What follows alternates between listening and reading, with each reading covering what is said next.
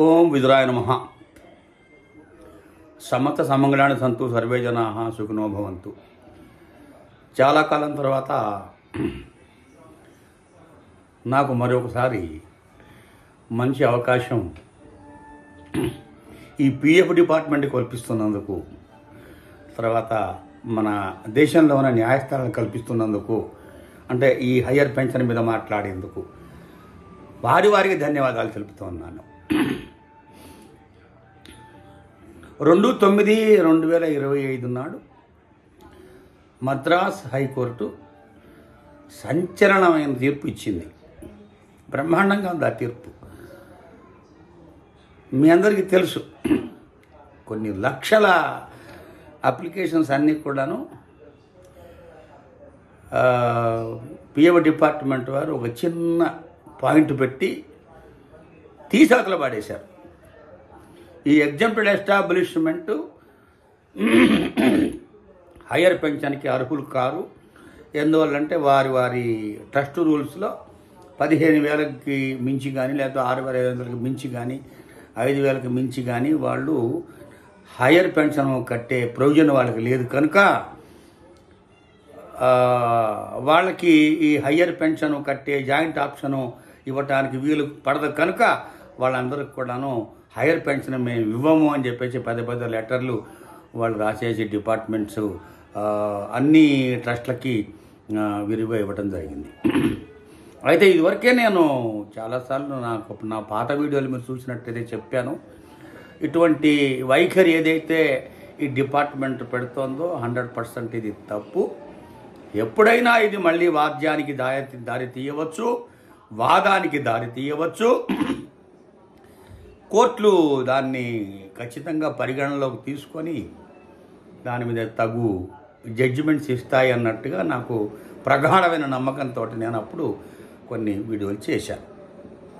ఇంకా తర్వాత డిపార్ట్మెంట్ మొండి వైఖరి చూసి జనాలకి కూడాను విసిగెత్తిపోయినారు కనుక వారందరికి కూడా నేను ఎటువంటి వీడియోలు చేయలేదు. ఎందువల్ల అని చెప్పనంటే సరైన మన దగ్గర ఆధారం లేదు, మాట్లాడటానికి సరైన ప్రూఫ్ లేదు.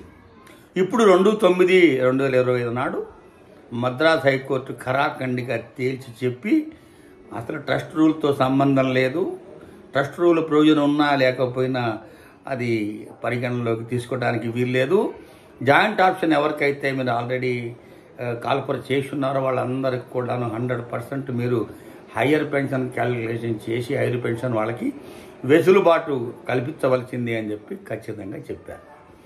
సరే, ఇది ఇట్లా ఉండగా మొన్న 9వ తారీఖు నాడు హిమాచల్ ప్రదేశ్ హైకోర్టులో ఈ ప్రోరేటా ఫార్ములా ఏదైతే క్యాలిక్యులేషన్కి హయ్యర్ పెన్షన్కి తీసుకున్నారో అది అన్జస్టిఫైయబుల్ అని చాలా కరాఖండిగా చెప్పేశారు వాళ్ళు. అలా చెప్తూ కూడాను ఎవరైతే ఈ ప్రోరేటా ఫార్ములా బాగోలేదని చెప్పేసి అన్జస్టిఫైబుల్ అని చెప్పేసి వాళ్ళు ప్రేయర్ రాశారో వాళ్ళు కంటెంప్ట్ ఆఫ్ కోర్టు పిటిషన్ కూడా వేసి ఆ సదర్ గవర్నమెంట్ అఫీషియల్స్ని తీవ్రంగా శిక్షించాల్సింది అని చెప్పేసి కోరితే ఈ హిమాచల్ ప్రదేశ్ హైకోర్టు దానిని పరిగణలో తీసుకొని ఆ ఆర్డర్లో కూడా చాలా బాగా రాశారు. మేము హార్ష్ అయిన ఆర్డర్ని ఈ గవర్నమెంట్ అఫీషియల్ మీద ఇప్పుడే పాస్ చేయగలము, కానీ వారు గవర్నమెంట్ అఫీషియల్స్ కనుక వారికి ఒక 10 రోజుల వ్యవధిని మేము ప్రొవైడ్ చేస్తున్నాము. వాళ్ళు 23/9 అంటే 23 సెప్టెంబర్ 2025 లోపల మా కోర్టు దగ్గరికి ప్రజెంట్ అయ్యి ప్రత్యక్షంగా హాజరయ్యి వారి యొక్క వాదన వినిపించాలని చెప్పేసి వారు ఒక వెసులుబాటు ఇస్తూ ఒక ఇంటర్వ్యూ ఆర్డర్ ఇచ్చారు వాళ్ళు. అయితే 23 నాడు ఏం జరుగుతుందనేది చూద్దాము. కానీ దాంతోపాటుగా ఈ ఇంటర్మ్గా ఇచ్చిన ఈ అన్జస్టిఫైయబుల్ అన్న ఆర్డర్ కూడాను వాళ్ళు ఖరారు చేస్తారన్నట్టుగా నేను అనుకుంటున్నాను. కాబట్టి అంటే ఏమవుతుందా అని చెప్పానంటే వాళ్ళు ఆ హిమాచల్ ప్రదేశ్ జడ్జిమెంట్లో డిస్కస్ చేసిన విధానం చాలా బ్రహ్మాండంగా ఉంది. పారా బై పారా వాళ్ళు డిస్కస్ చేస్తూ ఇది ఎలా జరుగుతుంది అది ఎలా జరుగుతుంది చెబుతూ ఎవరైతే హయ్యర్ వేజెస్ మీద హయ్యర్ పెన్షన్ కట్టుకుని ఉన్నారో ఈ దఫాలుగా ఉన్న వాటి మీద వాళ్ళు క్యాలిక్యులేషన్ చేసి చేయడానికి వీలు లేదు. అందుకే అది కూడాను ఏది ఎక్కువైతే ఏది తక్కువైతే అది, ఏది ఎక్కువైతే అది, ఇది విచిత్ర విన్యాసాలు ఏదైతే ఈ ఫార్ములాలో వాళ్ళు పేసి ఉన్నారో అది కూడా తప్పు అంటూ చేస్తూ ఎవరైతే హయ్యర్ పెన్షన్ కట్టి ఉన్నారో వాళ్ళు కేవలం లాస్ట్ డ్రాన్ 60 months వేజెస్ మీద వాళ్ళ ఎంటైర్ శాలరీకి ఒకటే పెన్షన్ క్యాలిక్యులేట్ చేయాలన్నట్టుగా ఈ యొక్క 9వ తారీఖు యొక్క జడ్జిమెంట్ యొక్క పూర్తి సారాంశం అని మీకు అందరికీ తెలియజేస్తున్నాను. ఇప్పటికీ చాలామంది నిరాశతో ఉండి ఉంటారు, మాది రిజెక్ట్ అయిపోయింది అని చెప్పి. నాకు తెలిసి చాలామంది ఎగ్జామ్టెడ్ ఎస్టాబ్లిష్మెంట్స్ ఇంకా వారి యొక్క కేసుని వినిపించడానికి కొత్త కేసులు కూడా తయారవుతున్నాయి. చాలా కోర్టులలో కేసులు వేస్తారు. ఇప్పుడు పంజాబ్లో హీరింగ్ పెండింగ్ ఉంది, కేరళలో పెండింగ్ ఉంది, తర్వాత పోతే మన ఢిల్లీ హైకోర్టులో ఒకటి పెండింగ్ ఉంది, హిమాచల్ ప్రప్రథమంగా బయటకు వచ్చింది.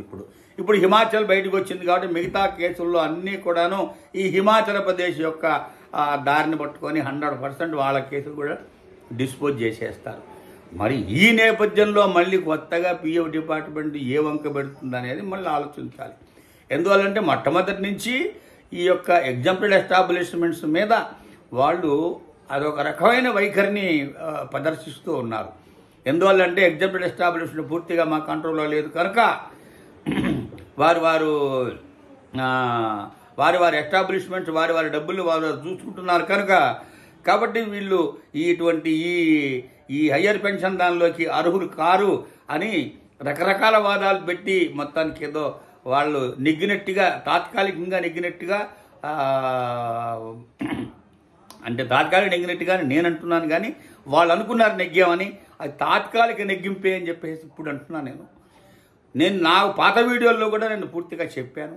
ఇదంతా కూడాను ఎవరైతే నిరాశతోటి కొంతమంది అయ్యో మాకు ఈ పెన్షన్ రాకుండా పోయిందే, హయ్యర్ పెన్షన్ రాకుండా పోయిందే అని బాధపడుతున్నారో వాళ్ళు కొంచెం ఊరట కలిగించే ప్రధానంగా ఉంది కనుక ఈ వీడియో మళ్ళీ చేస్తున్నాను.